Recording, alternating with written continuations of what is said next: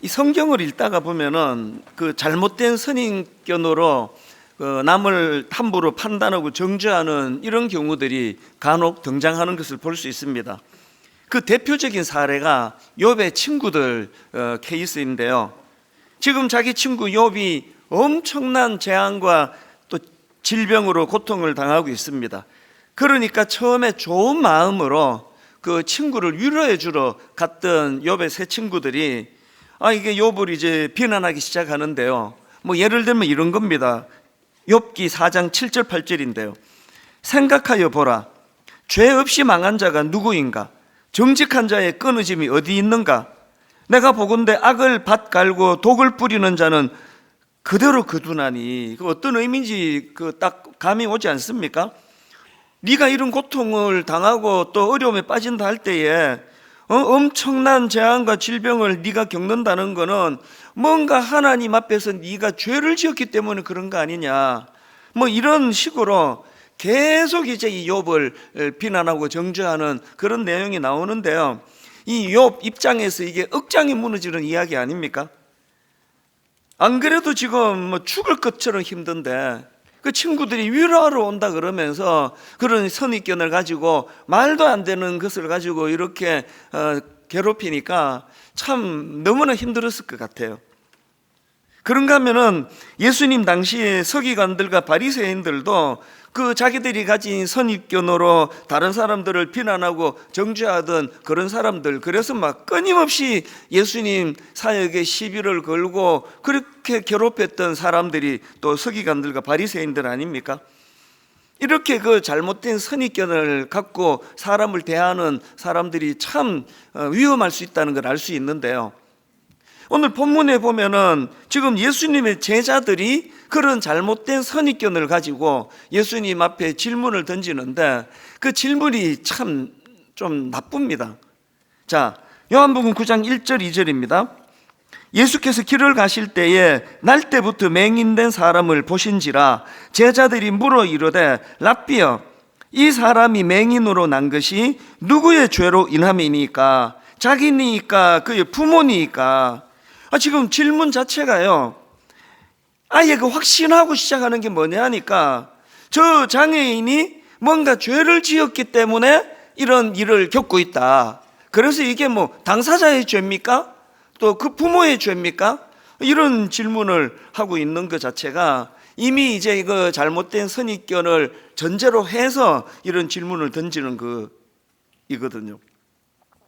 그 제자들이 이런 식으로 그 시각장애인을 바라보는 그런 그 시각을 가진 데는요, 그 당시 유대 사회 전반에 퍼져 있던 이 고난이나 질병은 죄의 결과다, 이런 종교적인 선입견이 작용하고 있었다, 이렇게 말씀을 드릴 수가 있습니다.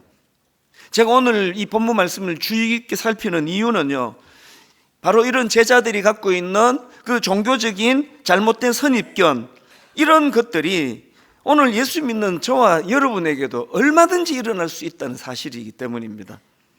그래서 우리는 항상 내게는 이런 태도가 없는가, 나의 어떤 우월감을 바탕에 깔고 그리고는 이제 상대방을 비난하고 조롱하고 이런 태도들은 내게 없는가, 이걸 살펴봐야 되는데요.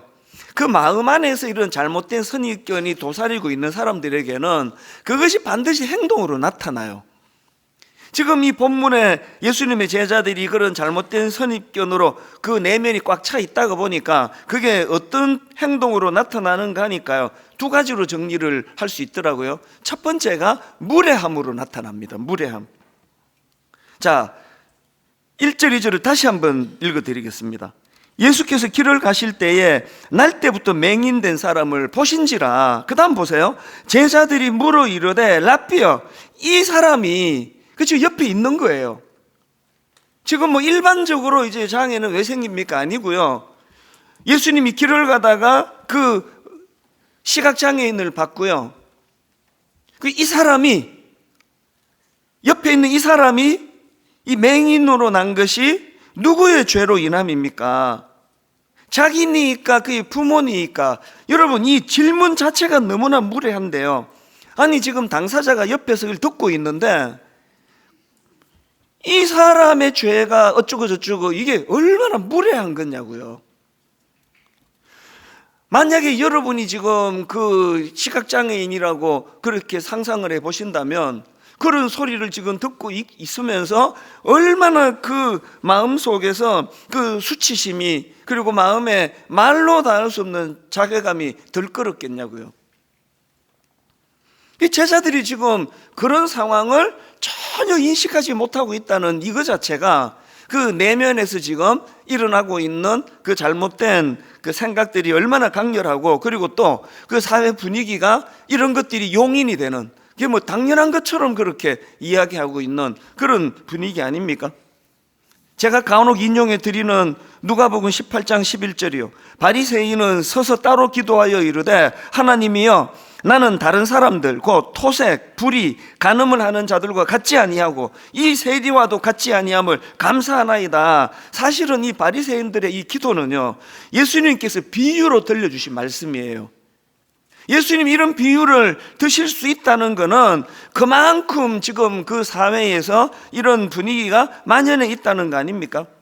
그래서 우리는 항상 조심해야 돼요. 이 죄성을 가지고 있기 때문에 특히 나는 좀 믿음이 좀 자란 것 같아, 나는 좀 믿음이 좀 생긴 것 같아, 이런 생각을 하면 항상 이제 선입견을 가지고 그렇지 않은 사람들을 볼 위험이 있기 때문이다. 그래서 저도 많은 성도님들을 상대하기 때문에 그리고 많은 목사님을 상대하기 때문에 제 내면에 이런 교만이 있는 게 있을까 봐 사실 참 두려워요. 새벽에 일어나면은 어떨 때는 어제 제가 만났던 그 목사님과의 대화, 또 어떤 성도님과의 대화, 그것들을 쭉 되짚어 보면서 저 안에 이런 거만한 태도는 없는가, 이걸 자꾸 짚어보게 되는 거거든요. 짚어봐야만 하는 것.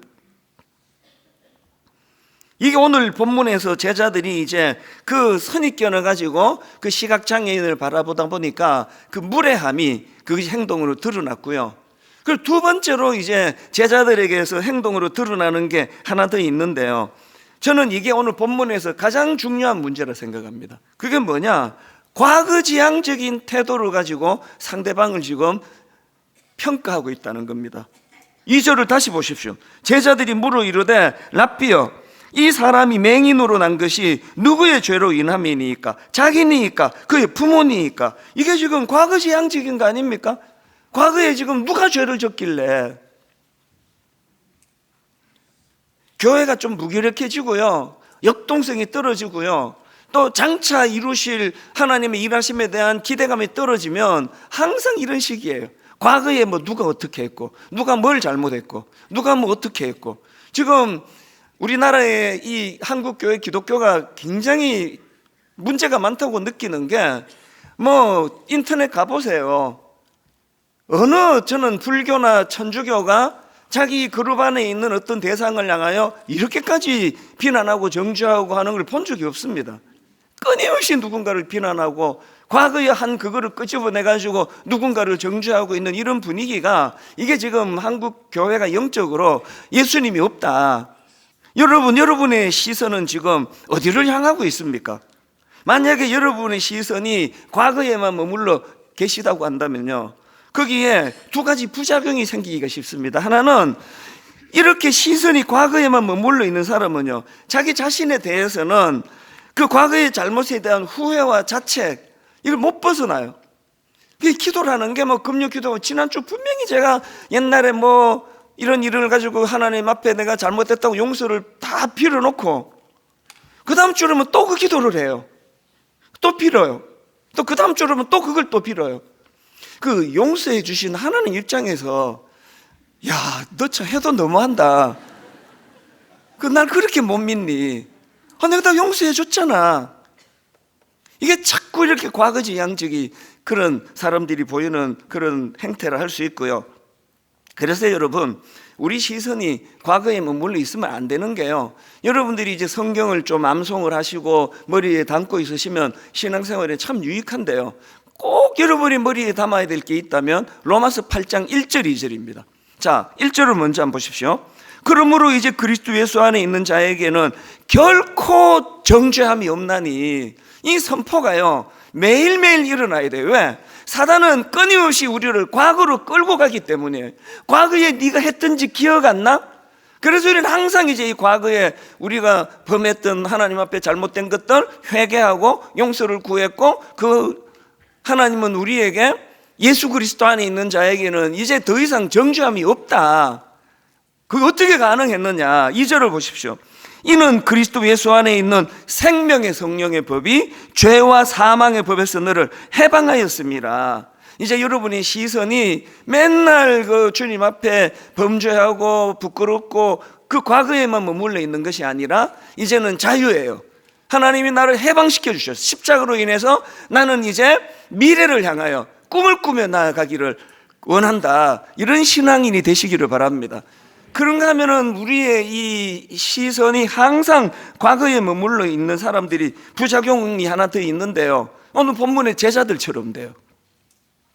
자기 자신에 대해서는 맨날 후회하고 자책하고 용서를 구하고, 또 타인에 대해서는 알지도 못하는 선입견을 가지고, 아니 그 시각장애인을 보면서 그 죄는 확실하고 이게 본인의 죄냐, 이 부모의 죄냐, 이렇게 하고 있는 게 어떻게 이게 제대로 된 건강한 신앙인이라 할 수 있겠냐고요. 그렇기 때문에 오늘 본문에 여러분 우리가 굉장히 많은 주의를 기울여야 돼요.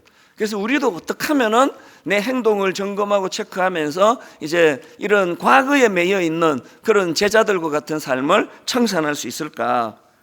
그래서 제가 이런 면으로 본문을 묵상하면은, 야, 오늘 본문에서 예수님의 대답이 그렇게 감동이 돼요. 말도 안 되는 어리석은 질문을 제자들이 2절에서 했는데, 이거에 대한 주님의 대답이 3절입니다. 보십시오. 예수께서 대답하시되 이 사람이나 그 부모의 죄로 인한 것이 아니라 그에게서 하나님이 하시는 일을 나타내고자 하심이라. 이 과거지향적인 시선을 가지고 이게 무슨 죄를 졌길래 이렇습니까? 이런 시선을 갖고 있는 제자들과 달리 우리 주님은 과거에 그가 어떤 그 원인 규명, 이게 신앙인이 아니다. 왜 이 사람이 장애인이 됐느냐고? 하나님께서는 이런 장애인의 모습을 통해서도 영광받기를 원하시기 때문이다. 이게 미래지향적인 거잖아요. 지금 예수님은 그 과거의 시선으로 사람을 낙인 찍는 이런 짓 하지 말고, 비난하고 이런 짓 하지 말고, 그 하나님의 시선으로 그 사람의 미래를 바라보고 미래를 축복하고 미래를 도와주는 이런 일을 우리에게 원하신다. 저 그렇게 생각합니다. 저는 오늘 이 본문 말씀을 통해서 우리가 이 장애인들을 어떻게 섬겨야 하는가, 이걸 저는 배울 수 있다고 생각합니다. 오늘 본문에 보면 예수님께서 그 시각장애인을 향하여 하신 일이 두 가지가 있는데요, 그 미래지향적인 주님의 모습을 한번 보세요. 예수님이 시각장애인에게 하신 일 둘 중에 하나가 격려해 주심입니다.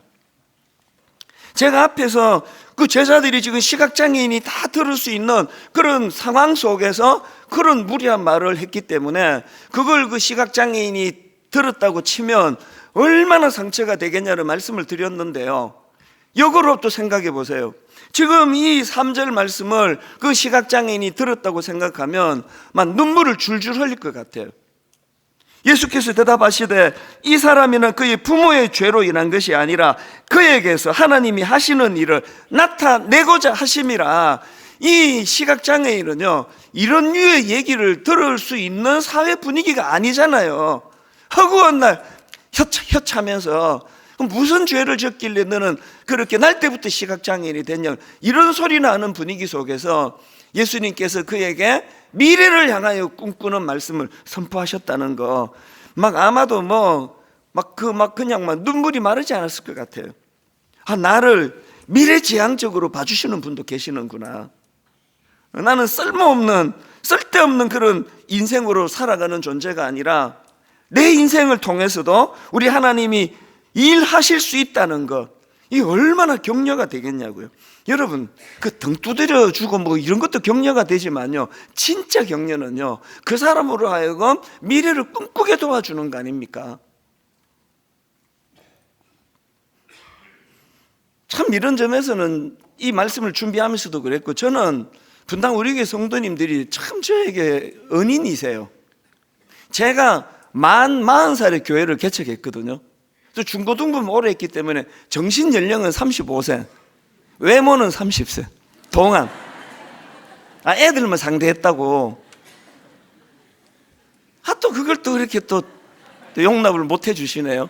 외모는 50. 그래서 이제 처음에 개척을 하고 나니까요, 뭐 좌충우돌, 뭐 그리고 또 제가 뭐 설교하는 스타일도 그렇고 목회하는 스타일도 뭐 조신하게 그렇게 하는 스타일은 아니잖아요. 뭐 그냥 막 그냥 뭐 들쑤시고 다니다가 실수도 많이 하고요. 뭐 근데 그때마다 우리 초기 성도님들이 항상 격려가 이거예요. 제가 좀 의기소침해지면은, 아이고 목사님 지금 목사님 나이가 뭐 40 초반인데 점점 좋아질 거예요. 조금도 그런데 기죽지 마시라고 막 계속 그런 격려를 해 오시고, 어느덧 내가 50대면 좋겠어요. 60대 중반이 됐어요. 근데도 여전히 실수는 끊이지 않아요. 지난주에 제가 또 주중에 지난주 설교를 듣다가 보니까 참, 제가 이런 설교를 했더라고요. 그 당시 이제 한 데나리온이 이게 한 근로자의 하루 품삯이거든요. 근데 제가 설교를 보니까 1년 품삯이라 그랬더라고요. 진짜 좀 저한테 짜증이 나더라고요, 이게. 아니, 이걸 뭐 베드로를 뭐 모세라 그러고 뭐 모세를 야곱이라 그러면 이거 목사님 말 실수했거나 그러는데, 우리는 초신자도 많은데, 아니 한 데나리온이 그 당시 근로자의 1년 품삯이라 그러면 그것도 다 받아 적고 머리에 각인 시킬 분이 많지 않아서 안심은 돼요. 이거 어떻게 내가 이거를 참 고칠 수 있나? 이게 진짜 마음이 좀 뭐 심각한 건 아니라도 좀 기운이 빠지더라고요. 그러면요, 항상 옆에 있는 우리 목사님들은 아이고 목사님 그거 기억할 사람 아무도 없습니다. 그리고 그거 다 하루 품삯으로 다 알아들었습니다. 아닌가 아는데도요, 그게 격려가 돼요. 여러분, 이게 격려예요. 이게 어떤 이제 돌이킬 수 없는 또 실수가 되고, 또 이것이 허물이 되고, 이것이 비난의 대상이 되고, 이런 공동체가 아니라 항상 미래를 보고, 뭐 목사님 다음 주일날 또 교정하시면 되죠. 이게 격려예요, 격려. 지금 예수님이 그 장애인에게 주시는 격려가 이거예요. 그 장애인을 통해서 장차 하나님이 어떤 꿈을 꾸게 해주실지. 그래서 예수님의 이 미래지향적인 시각이 얼마나 많은 사람들을 격려했습니까? 너무나 많지만요, 하나만 예를 들자면, 여러분 아시죠? 요한복음 8장에 보면요, 서기관과 바리새인들이 간음하다가 현장에서 잡혀온 여자를 예수님 앞으로 데려와요. 참 악해요. 그리고는 이제 요한복음 8장 5절입니다. 모세는 율법에 이러한 여자를 돌로 치라 명하였거니와 선생은 어떻게 말하겠나이까? 지금 올무에 예수님을 걸려고 이런 미끼를 던지는 거거든. 그랬더니 예수님의 유명한 말씀이요, 7절. 그들이 묻기를 마지 아니하는지라 이에 일어나 이르시되 너희 중에 죄 없는 자가 먼저 돌로 치라. 이건 교회 안 다니는 사람 포함 모든 사람이 아는 유명한 말씀이에요. 그런데 저는요, 이 요한복음 8장에서 이 말씀보다 더 저를 감동시키는 게 그 다음이에요. 수많은 사람들이 돌을 들고 치려고 했던 사람들이 양심은 있어가지고 주님이 이 말씀 앞에 다 내려놓고 나는 자격이 없다고 다 떠났습니다. 그랬더니 그 다음 10절에서 한번 보십시오. 예수께서 일어나사 여자 외에 아무도 없는 것을 보시고 이르시되 여자여 너를 고발하던 그들이 어디 있느냐? 너를 정죄한 자가 없느냐? 대답하되 주여 없나이다. 예수께 이르시되, 그 다음 잘 보세요. 나도 너를 정죄하지 않겠다. 그거로 끝나지 않아요. 나도 너를 정죄하지 아니하리니 그 다음에 가서 다시는 죄를 범하지 말라. 여러분, 단순히 나도 너를 정죄하지 않겠다는 건요, 과거에 지은 죄만 용서해 주시고 끝나는 거예요. 예수님 그렇지 않아요. 나도 너를 정죄하지 않겠다. 과거에 그가 했던 죄를 용서해 주실 뿐 아니라 가서 다시는 죄를 범하지 말라. 미래에 대한 꿈을 심어주는 거 아닙니까? 미래에 대한 숙제를 주는 거 아닙니까? 여러분, 이 여인이요, 주님의 이 두 말씀 앞에서 얼마나 그 인생이 새로운 삶을 살려고 발부둥을 치고 그랬겠냐고요. 신앙생활은요, 과거에 내가 저지른 그 수습만 하는 게 아니에요.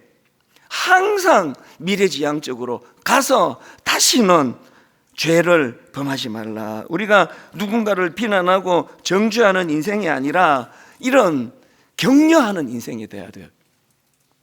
제가 오늘 새벽인데요, 가평 우리 마을 담당 목사님이 메일을 보내왔습니다. 그 어젯밤에 온 건데요, 이제 저는 이제 새벽에 읽었죠. 그 보니까 가평 우리 마을의 그 감사 방명록을 제게 보내줬는데요, 너무나 감동적인 글이에요. 그거를 이제 제가 보내주면서 이 목사님이 한마디를 했더라고요. 설교 시간에 꼭 인용 안 해도 됩니다. 그러면서 이걸 보내왔는데 하라는 소리처럼 들려졌습니다. 그리고 진짜 읽으니까 실제로 감동이 되더라고요. 제가 이제 이 감사 방명록을 읽어 드리려고 하는데요, 이게 약간의 홍보성이 있다는 걸 인식하면서 한번 들어보십시오. 15년 마침표 찍고요, 장애를 가지고 태어난 첫째 딸과 살아온 시간입니다. 장애에 대해 1도 몰랐던 제가 이제까지 살아온 삶은 악전고투라 할 수 있을 것 같아요. 옆에 글을 쓴 둘째와 남편, 이제 가족이 같이 온 것 같아요. 옆에 글을 쓴 둘째와 남편과 처음 가족 여행을 왔습니다. 누군가에겐 별것 아닌 여행이지만 저희 가족에겐 어렵게만 느껴져서 선뜻 계획하기 어렵기만 했습니다. 혼자 걷지 못하고 휠체어를 이용해야 하는 딸과 함께하는 여행은 힘들 각오를 해야 했거든요. 그런데 마침 여행의 기회가 되어 알아보던 중 가평 우리 마을을 알게 되었습니다. 처음 들어오는 입구에서부터 향긋한 향을 맡으며 깨끗하고 예쁘게 꾸며진 길을 걸으며 이곳이 천국이구나 했습니다. 저는 이 글을 읽으면서 이 가족이 진짜 여행을 잘 다니지 못했구나. 저는 가평 우리 마을을 수없이 다니면서 이곳이 천국이구나 이런 생각을 해본 적이 없고요, 더 좋은 데도 많은데 그런 생각을 했는데 이곳이 천국이구나 이런 생각이 들었대요. 자, 그 다음 한번 들어보세요. 주차장에서부터 휠체어를 이동하기 쉽게 엘리베이터로 다 연결되어 있고 식사와 카페에서도 할인이 되어 더 행복하게 쉼을 누리게 해주신 배려에 감사드립니다. 숙소에 들어와서 감동이 된 것은 휠체어를 이용하는 장애인에 대한 이해였어요. 바로 편하게 들어가고 문턱도 없어서 화장실도 휠체어가 들어갈 수 있어서 하나님이 쉬게 하리라고 약속하신 말씀대로 수고하고 무거운 짐 같은 불편함이 쉼으로 변한 말씀이 이루어진 곳이었습니다. 장애인 가족들을 이렇게 이해하고 배려한 곳이 어디 있을까 감동이 밀려왔습니다. 저도 이렇게 감동을 하는데 하나님은 얼마나 감동하실까 생각이 듭니다. 하나님의 크신 사랑의 쉼을 경험하게 해주셔서 감사합니다. 앞으로 살면서 힘들 때 편히 쉬러 갈 수 있는 이런 곳이 있어서 감사합니다. 그 설계해 주신 교수님이 너무 귀하신 게요, 이거를 이제 의논하면서 장애인들이 휠체어를 가지고 마음껏 이용할 수 있는 공간들을 의도적으로 만들어 준 거거든요. 제가 아까 약간의 공익성이 또 홍보성이 있다고 말씀드린 건 무슨 뜻인가 하면은, 작년에 저희가 이제 가평 우리 마을에 우리 교회 장애인 부서 우리 사랑부의 그 부모님들, 늘 이 아이를 위해 수고하시는 부모님들을 1년에 한 번이라도 거기서 1박 2일로라도 쉬게 해드리면 좋겠다. 이걸 우리 예산으로 하지 말고, 교회에 예산으로 하지 말고 우리가 밥 한 끼 대접하는 마음으로 우리가 이분들을 좀 섬기자 그랬더니 너무나 많은 분들이 거기에 동참을 해 주셨습니다. 그래서 작년에 이 장애인 가족들이 너무나 행복한 시간을 보냈는데요, 이제 올해 또 하려고 해요. 또 여러분 부탁하는데요, 우리가 이 수고하는 그 아이가 내 자녀일 수 있고 또 그분의 자녀일 수 있고 우리의 자녀거든요. 수고하는 우리 장애인 부모님들 밥 한 끼 대접한다는 마음으로 그렇게 여러분들이 이제 홈페이지에 계좌번호를 올려드렸는데요, 많이도 들지 않습니다. 정말 1박으로 이분들 1년에 한 번 정도 내가 이분들 밥 한 끼 대접해야지. 그렇게 해서 이번에 이제 좀 그런 후원금이 작년보다 더 많아지면 이제 분당 우리 교회를 넘어가서 정말 전국에 있는 장애인 가족들을 초대하고 그들이 쉼을 얻고 이런 꿈을 꾸기를 바랍니다. 이게 그들에게 격려가 되기 때문이에요. 두 번째로요, 예수님께서 그 시각장애인을 격려해 주신 뿐만 아니라 제자들에게 사명으로 그 깨달음을 연결시켜 주십니다. 이게 무슨 말씀인가 하면은, 자, 3절 한번 보십시오. 제자들을 이렇게 깨우쳐요. 예수께서 대답하시되 이 사람에는 그 부모의 죄로 인한 것이 아니라 그에게서 하나님이 하시는 일을 나타내고자 하심이라. 하나님이 하실 일을 나타내기를 원한다. 그러고는요, 바로 그 다음 4절을 보세요. 때가 아직 낮음에 나를 보내신 이의 일을 우리가 하리라. 밤이 오리니 그때는 아무도 일할 수 없느니라. 내가 세상에 있는 동안에는 세상의 빛이로라. 뭘 제가 강조합니까? 그저 이론적으로 주님께서 그거는 이런 뜻이야, 하나님이 그들을 통해서도 일하시기를 원하시는 그런 뜻이야로 끝나질 않고, 중요한 게 뭐냐? 자, 4절을 강조점을 넣고 읽어드릴게요. 때가 아직 낮음에 나를 보내신 이의 일을 우리가 하여야 하리니에요. 주님이 이 일을 위하여 내가 이 땅에 왔다, 이 일을 위하여 십자가를 지러 오셨다, 내가 하리라가 아니에요. 우리가 하리라. 우리가. 그 당시로는 그 제자들과 예수님이 우리에 해당되고, 오늘 이 말씀을 듣는 이 설교에는 주님과 우리예요. 우리, 저와 여러분이에요. 우리가 이 일을 함께 해야 된다. 이게 사명이에요. 여러분, 매 예배 때마다 은혜를 받습니까? 감동이 옵니까? 그게 여러분의 사명이에요. 여러분, 말씀에 은혜가 됩니까? 그게 여러분의 사명이에요. 주님이 우리가 하여야 하리라. 엄청난 걸 요구하시는 거 아닙니다. 오늘 말씀을 저는 이렇게 맺기를 원합니다. 오늘 설교 제목을 제가 과거를 묻지 말고 미래를 열라, 이건 이중적이에요. 나 자신에게도, 그리고 또 어려움을 겪는 그 어떤 분에게도 우리가 그를 격려한다는 건 저 시각장애인을 통해서도 하나님이 하실 일이 있을 것이라는 이 꿈을 나누는 것이, 이게 우리 주님의 마음이라고 한다면, 분당 우리 교회는 장애인과 비장애인들이, 또 성숙한 신앙인과 초신자가 많은 우리 교회가 서로 어우러져 가면서 이 주님의 뜻을 이루어가게 되리라 믿습니다.